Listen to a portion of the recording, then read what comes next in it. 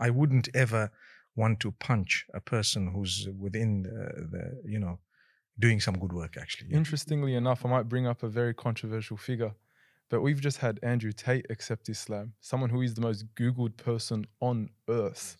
And it's very interesting that Allah subhanahu wa ta'ala would use such a person to accept Islam, someone who has a very strong influence on disadvantaged young men, young males, who speaks to them, he calls them young kings, and has a very profound impact on them. It's very interesting that Allah would use someone like him, and we ask Allah to protect him and to actually make this conversion sincere.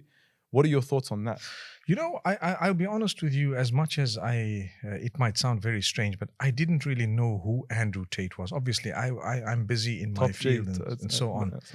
But then when the hype came, I obviously found out, and I checked him out, and I was very happy at the Shahada. Obviously, who wouldn't be? I mean, we're Muslimin and we're all excited, and we wish for everyone to be Muslim. Exactly. And mashallah, he seems like a very sincere brother, and he says what he feels. That means the hypocrisy factor doesn't seem to be there at all. In fact, it probably isn't, because he says it as he thinks. As he deems. That's how it comes across, alhamdulillah. So it's a good thing.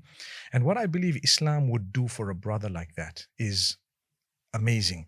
It would streamline his ideas, and actually, between misogynism and feminism, those are the terminologies that people use today. We have a beautiful Islam. The Prophet ﷺ's approach, because I know I faced some of my friends, some scholars as well, and some regular Muslims who sometimes have told me certain things.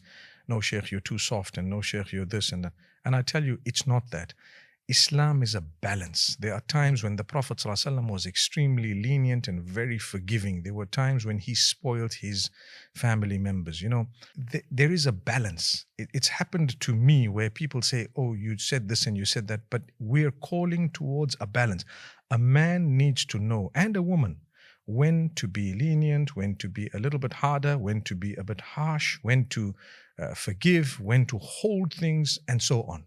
So it's a beautiful balance. So I believe that's what Islam would do to anyone who's genuine in learning. It would create a balance. It's not all about being, so I'm the king, I'm the boss, and that's me. I mean, no one would like you in that case, because why? It's not the case. It would regulate you towards that wasat.